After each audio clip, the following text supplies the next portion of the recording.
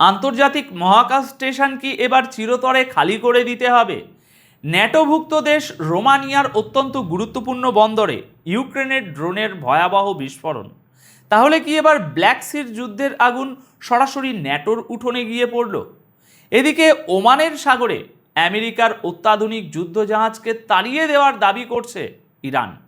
আর ঠিক তারপরেই Donald Trump বলছেন তিনি নাকি ইরানের নতুন সুপ্রিম লিডারের সাথে দেখা করতে পারলে গর্ববোধ করবেন। দর্শক, আজকের জিওপলিটিক্যাল পরিস্থিতি অত্যন্ত দ্রুত এবং অবিশ্বাস্যভাবে বদলাচ্ছে।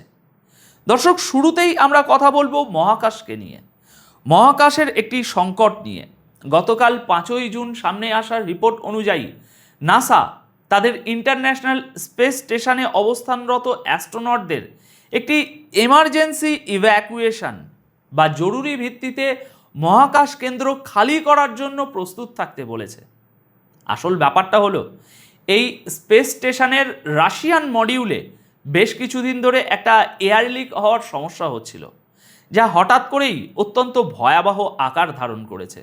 এর ফলে নাসা সতর্কতামূলক পদক্ষেপ হিসাবে 4 জন মহাকাশচারীকে, যাদের মধ্যে 2 জন আমেরিকান, 1 জন ফরাসি এবং 1 জন রাশিয়ান রয়েছেন, তাদেরকে স্পেস স্যুট পরে নিজেদের স্পেস এয়ারক্রাফটের ভিতরে তৈরি থাকতে বলেছে। নাসা মিশন কন্ট্রোল থেকে পরিষ্কার নির্দেশ দেওয়া হয়েছে যে পরিস্থিতি হাতের বাইরে গেলে যেন মুহূর্তের মধ্যে স্টেশনটি খালি করে আবার পৃথিবীতে ফিরে আসা হয়। এখন এখানে একটা জরুরি জিনিস বুঝতে হবে দর্শক, পৃথিবী থেকে 400 কিলোমিটার উপরে মহাশূন্যে সামান্য একটা এয়ার লিক কোনো সাধারণ ঘটনা নয়। যদি স্পেস স্টেশনের ভিতরের প্রেসার হঠাৎ করে কমে যায়, তবে মহাকাশচারীদের মৃত্যু নিশ্চিত। রাশিয়ান বিজ্ঞানীরা আপ্রাণ চেষ্টা করছেন এই লিক বন্ধ করার। এখন যদি এই স্টেশনটি পরিত্যক্ত ঘোষণা করতে হয়, তবে মহাকাশেও আমেরিকা বনাম রাশিয়া এবং চীনের একটি নতুন স্পেস রেস চূড়ান্ত আকার ধারণ করবে। আচ্ছা, এবার আসুন নজর দেওয়া যাক ইউরোপের দিকে, যেখানে রাশিয়া ইউক্রেন যুদ্ধের আগুন এবার সীমানা পেরিয়ে অন্য দেশে ছড়িয়ে পড়ছে। গতকাল 5ই জুন একটি অত্যন্ত চাঞ্চল্যকর খবর সামনে আসে যে ন্যাটোভুক্ত দেশ রোমানিয়ার ব্ল্যাক সি উপকূলে অবস্থিত বন্দরে একটি নেভাল ড্রোন ভয়াবহ বিস্ফোরণের মাধ্যমে নিজেকে উড়িয়ে দিয়েছে বা সেলফ ডেটোনেট করেছে। রোমানিয়ার ডিফেন্স মিনিস্ট্রি পরিষ্কার জানিয়েছে যে এই ড্রোন তাদের নয় এবং ব্ল্যাক সিতে চলা কোনো সামরিক মহড়ার অংশও এটা ছিল না, বরং এটা হুবহু সেই ধরনের সামুদ্রিক ড্রোন যা ইউক্রেন নিয়মিত রাশিয়ার বিরুদ্ধে ব্যবহার করে আসছে। পরবর্তীতে ইউক্রেনের নৌবাহিনী স্বীকার করে নিয়েছে যে ড্রোনটি তাদেরই ছিল, তবে তাদের দাবি রাশিয়ার ইলেকট্রনিক জ্যামিং সিস্টেমের কারণে ড্রোনটি দিক হারিয়ে রোমানিয়ার জলসীমায় ঢুকে পড়ে। দর্শক, ভাগ্যক্রমে এতে কোনো প্রাণহানি হয়নি, কিন্তু এই একটি ঘটনা পশ্চিমা দেশগুলোর রাতের ঘুম হারাম করে দেওয়ার জন্য যথেষ্ট। কারণ ন্যাটো দেশগুলো সবসময় চেষ্টা করে এসেছে যুদ্ধটা যেন ইউক্রেনের ভিতরেই সীমাবদ্ধ থাকে, কিন্তু ইউক্রেনের এই ধরনের বেপরোয়া ড্রোন ব্যবহার এবং রাশিয়ার ডিফেন্স সিস্টেমের কারণে যদি বারবার ন্যাটো ভূখণ্ডে এ ধরনের বিস্ফোরণ ঘটতে থাকে, তবে তা সরাসরি ন্যাটোর আর্টিকেল 5 ট্রিগার করতে পারে। আর সেটা হলে তৃতীয় বিশ্বযুদ্ধ আর কোনো থিওরি থাকবে না, বাস্তবে পরিণত হবে। পশ্চিমীরা এই মুহূর্তে রাশিয়ার সাথে সরাসরি যুদ্ধে জড়াতে একেবারেই প্রস্তুত নয়, কিন্তু ইউক্রেন যেন তাদের টেনে হিঁচড়ে এই যুদ্ধের দিকে নিয়ে যাচ্ছে। এই একই ব্ল্যাক সিতে আরেকটি বড় ঘটনা ঘটেছে গতকাল 5ই জুনের সন্ধ্যায়। রাশিয়া এবং ইউক্রেনের এই যুদ্ধে এবার সম্পূর্ণ বিনা কারণে বলির পাঠা হতে হচ্ছে তৃতীয় বিশ্বের অন্যান্য দেশের নাগরিকদের। গতকাল সন্ধ্যায় খবর আসে যে সি অফ আজেবে চলাচলকারী 2টি মালবাহী জাহাজের উপর ড্রোন হামলা হয়েছে। সেখানে আজারবাইজানের 5 জন নিরাপরাধ নাগরিক নিহত হয়েছেন এবং 3 জন মারাত্মক আহত হয়েছেন। আজারবাইজানের পররাষ্ট্র মন্ত্রণালয় জানিয়েছে হামলার সময় ওই 2টি জাহাজে তাদের মোট 25 জন নাগরিক ছিলেন। রাশিয়া সরাসরি এই হামলার জন্য ইউক্রেনকে দায়ী করেছে। অন্যদিকে ইউক্রেনের ড্রোন ফোর্সের কমান্ডার এই হামলার দায় এক প্রকার স্বীকার করে নিয়ে বলেছেন যে তারা সি অফ আজাবে একটি অবৈধ কার্গো জাহাজে হামলা চালিয়েছেন, যার কাছে কোনো বৈধ কাগজপত্র ছিল না। তবে নিহত আজারবাইজানি নাগরিকদের ব্যাপারে তারা পুরোপুরি নীরব থেকেছে। দর্শক, এখানে জিওপলিটিক্যাল দাবার চালটা হলো ইউক্রেন মরিয়া হয়ে রাশিয়ার সাপ্লাই চেন বা রসদ সরবরাহের রাস্তাগুলো ধ্বংস করতে চাইছে, কিন্তু এই কাজ করতে গিয়ে তারা আজারবাইজানের মতো একটি অত্যন্ত গুরুত্বপূর্ণ দেশের নাগরিকদের হত্যা করেছে। আজারবাইজান এনার্জি সেক্টরে ইউরোপের জন্য একটা বড় ফ্যাক্টর এবং তুরস্কের অত্যন্ত ঘনিষ্ঠ মিত্র। পশ্চিমা মিডিয়া এই খবরগুলোকে খুব একটা গুরুত্ব দিতে চাইছে না, কারণ এতে ইউক্রেনের ভাবমূর্তি নষ্ট হয়। দর্শক, এবার আমরা কথা বলবো মধ্যপ্রাচ্যের অত্যন্ত উত্তপ্ত পরিস্থিতি নিয়ে। দর্শক, গত ভিডিওতে আমি যখন এই এলাকার পরিস্থিতি নিয়ে কথা বলেছিলাম, তখন কিছু মানুষ কমেন্ট বক্সে এসে বলেছিলেন ওগুলো নাকি পুরনো খবর। আমি অত্যন্ত স্পষ্ট করে বলতে চাই, দেখুন, জিওপলিটিক্সে খবরের আপডেট প্রতি মুহূর্তে বদলায়, আর আমরা আপনাদের সামনে একেবারে নির্দিষ্ট তারিখ এবং সময় উল্লেখ করে সঠিক খবরটি নিয়ে আসি। যারা গুগল করে চেক করার সামান্য বুদ্ধিটুকু রাখেন না, তারা দয়া করে পুরো বিশ্লেষণটি মনোযোগ দিয়ে শুনবেন। গতকাল 5ই জুন তারিখে ইরানের সামরিক বাহিনী একটি বিশাল দাবি করে বসে।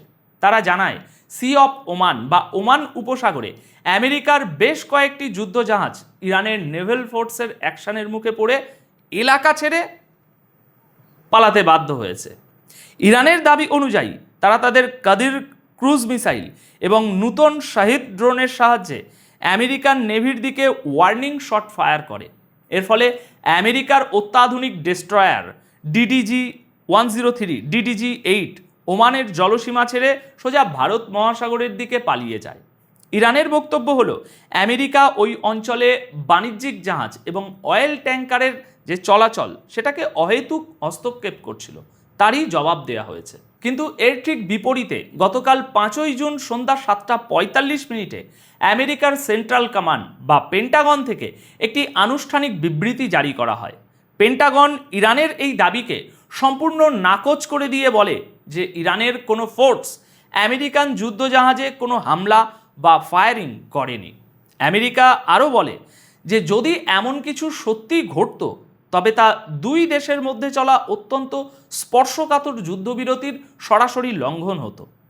দেখুন, এখানে আসল ব্যাপারটা হলো সাগরের ওই নির্দিষ্ট পয়েন্টে আসলে কি ঘটেছিল তা কেবল তারাই জানে। কিন্তু সাইকোলজিক্যাল ওয়ারফেয়ারে ইরান এই মুহূর্তে পশ্চিমাদের উপর চরম চাপ সৃষ্টি করছে। ইরান তাদের দেশের এবং মধ্যপ্রাচ্যের অ্যান্টি ওয়েস্ট মানসিকতার মানুষদের বোঝাতে সক্ষম হচ্ছে যে তারা আমেরিকার মতো সুপার পাওয়ারকেও টেক্কা দিতে পারে। অন্যদিকে আমেরিকা এই ঘটনাকে ধামাচাপা দিতে চাইছে। তারা যে কোনো মূল্যে এই ভঙ্গুর সিজফায়ার টিকিয়ে রাখতে চাইছে, যা আসলে তাদের দুর্বলতারই একটি প্রমাণ। আর আমেরিকার এই দুর্বলতা এবং হতাশার সবচেয়ে বড় প্রমাণ পাওয়া যায় স্বয়ং ডোনাল্ড ট্রাম্পের সাম্প্রতিক বক্তব্য থেকে। আপনারা জানেন যে ডোনাল্ড ট্রাম্পের কথা এবং কাজের কোনো স্থিরতা নেই। তিনি তার সুবিধা অনুযায়ী জিওপলিটিক্যাল অবস্থান পরিবর্তন করেন। মাত্র একদিন আগেই তিনি বলেছিলেন যে ইরানের নতুন সুপ্রিম লিডার মোস্তাফা খামিনির সাথে তার দেখা করার কোনো আগ্রহ নেই। এই তো সকালের ভিডিওতেই এই খবর আমি আপনাদের জানিয়েছিলাম, দেখেছেন তো। কিন্তু এখন খবর আসছে আজ হোয়াইট হাউসে মিডিয়ার সামনে তিনি সম্পূর্ণ ভোল পাল্টে ফেললেন। ট্রাম্প বলেন যে যদি আমেরিকা এবং ইরানের মধ্যে এই যুদ্ধ শেষ করার মতো কোনো বাস্তবসম্মত চুক্তি হয়, তবে তিনি মোস্তাফা খামিনির সাথে সাক্ষাৎ করতে পারলে রীতিমতো গর্ববোধ করবেন। তিনি জোর দিয়ে বলেন যে ডিল হলে এই সাক্ষাৎ অবশ্যই সম্ভব, এতে তার কোনো আপত্তি নেই। দর্শক, এই একটি মাত্র বক্তব্য প্রমাণ করে যে আমেরিকা কতটা মরিয়া হয়ে উঠেছে মধ্যপ্রাচ্যের এই দীর্ঘস্থায়ী সংঘাত থেকে বেরিয়ে আসার জন্য। পশ্চিমাদের অর্থনীতি এই মুহূর্তে একাধিক ফ্রন্টে যুদ্ধ চালিয়ে যাওয়ার মতো অবস্থায় নেই। ট্রাম্প খুব ভালো করেই জানেন যে ইরানের সাথে একটা সামরিক সংঘাত আমেরিকার বিশ্বব্যাপী আধিপত্যের কফিনে শেষ পেরেকটা ঠুকে দিতে পারে। তাই তিনি এখন চরম শত্রুর সাথেও হাত মেলাতে এবং তার সাথে দেখা করে গর্ববোধ করার মতো কূটনৈতিক চাল চালছেন। এটা আসলে শান্তির ইচ্ছা নয়, বরং আমেরিকার শক্তি কমে যাওয়ার একটা বহিঃপ্রকাশ। আর আমেরিকা যখন ইউরোপ এবং মধ্যপ্রাচ্য নিয়ে এতটা ব্যস্ত এবং দিশেহারা, ঠিক সেই সুযোগটাই পুরোপুরি কাজে লাগাচ্ছে চীন। গতকাল 5ই জুন তারিখে দক্ষিণ চীন সাগর থেকে একটি চরম উত্তেজনার খবর সামনে এসেছে। রয়টার্সের রিপোর্ট অনুযায়ী প্রটাস দ্বীপপুঞ্জের কাছাকাছি চীন এবং তাইওয়ানের কোস্টগার্ডের জাহাজগুলো একেবারে সামনাসামনি যুদ্ধে অবতরণ হওয়ার মতো অবস্থানে চলে এসেছিল। তাইওয়ানের দাবি, চীনের কোস্টগার্ডের জাহাজগুলো সম্পূর্ণ ইচ্ছাকৃতভাবে সেই জলসীমায় ঢুকে পড়ে যা তাইওয়ান নিজেদের কন্ট্রোল এরিয়া বলে মনে করে। রিপোর্ট বলছে, দুই পক্ষের জাহাজগুলো বেশ কয়েক ঘন্টা ধরে একে অপরের মুখোমুখি দাঁড়িয়েছিল এবং রেডিও কমিউনিকেশনের মাধ্যমে একে অপরকে চরম সতর্ক বার্তা দিচ্ছিল। এলাকা ছেড়ে চলে যাওয়ার কথা বলা হচ্ছিল। দর্শক, এই প্রটাস আইল্যান্ড দীর্ঘদিন ধরে চীন এবং তাইওয়ানের মধ্যে একটা বিরোধপূর্ণ এলাকা। তাইওয়ান এটা নিয়ন্ত্রণ করলেও চীন একে নিজেদের ভূখণ্ডের অংশ বলে দাবি করে। চীন এই মুহূর্তে সরাসরি নৌবাহিনী না পাঠিয়ে কোস্টগার্ড পাঠাচ্ছে। তারা সরাসরি যুদ্ধ ঘোষণা না করেই ধীরে ধীরে তাইওয়ানের উপর তাদের নিয়ন্ত্রণ এবং চাপ বাড়াচ্ছে। আমেরিকা বারবার তাইওয়ানকে রক্ষা করার প্রতিশ্রুতি দিলেও বিশ্বমঞ্চে তারা যেভাবে বিভিন্ন ফ্রন্টে আটকে পড়েছে, তাতে চীনের এই আগ্রাসী পদক্ষেপকে থামানোর মতো ক্ষমতা বা ইচ্ছা তাদের অবশিষ্ট আছে বলে মনে হয় না। চীন আসলে আমেরিকার এই দুর্বল সময়েরই অপেক্ষা করছিল। তো দর্শক, আজকের এই সম্পূর্ণ আলোচনা থেকে একটা বিষয় একেবারে পরিষ্কার, আর তা হলো দ্বিতীয় বিশ্বযুদ্ধের পর আমেরিকা এবং পশ্চিমা বিশ্ব যে একচেটিয়া গ্লোবাল অর্ডার তৈরি করেছিল, তা আজ তার অস্তিত্ব সংকটে ভুগছে। প্রতিটি ফ্রন্টে পশ্চিমাদের চ্যালেঞ্জ করা হচ্ছে এবং তারা ধীরে ধীরে পিছু হটতে বাধ্য হচ্ছে। আজকের এই পরিবর্তিত বিশ্ব পরিস্থিতি নিয়ে আপনাদের কি মতামত? আপনাদের মূল্যবান মতামত অবশ্যই কমেন্ট বক্সে জানাবেন। আপাতত এই বিশ্লেষণ তাহলে এখানেই শেষ করছি। সবাই খুব ভালো থাকবেন, সুস্থ থাকবেন। ধন্যবাদ আপনাদের সকলকে।